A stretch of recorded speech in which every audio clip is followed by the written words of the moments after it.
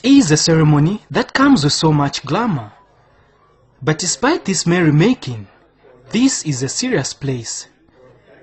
It must be seen to be dispensing justice fairly, regardless of race, creed, sex, and political affiliation. And men and women who preside over cases here must be above board. No wonder they're asking government to go an extra mile to improve the working environment. Guest of honor, sir, over the years, in the quest to get justice close to the people, a number of local courts have been built by the government.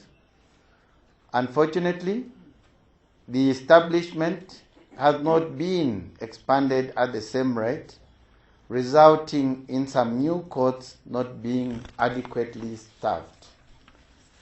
With regard to the High Court, there really has not been any meaningful infrastructure development for quite some time. But he's not the only one here. Government should empower and equip the legal aid system with the necessary skills, technologies, incentives, so that those of our citizens who depend on this service have access to justice from an equally qualitative aspect. We as a profession thus are enjoined in demanding that adequate resources be allocated to the judiciary. I dare say that inadequate resources may render the judiciary vulnerable to corruption, which in turn could result in a weakening of its independence and impartiality. The government is aware of the challenge and equal to the task. As government, we believe that for the judiciary to operate freely and effectively, it requires much more than just infrastructure.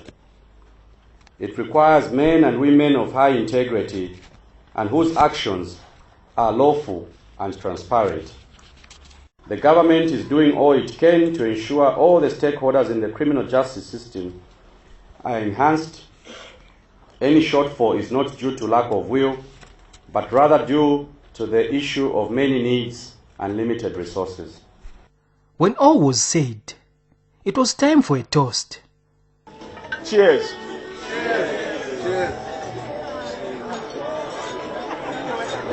Mushota Mpundu, ZNBC News,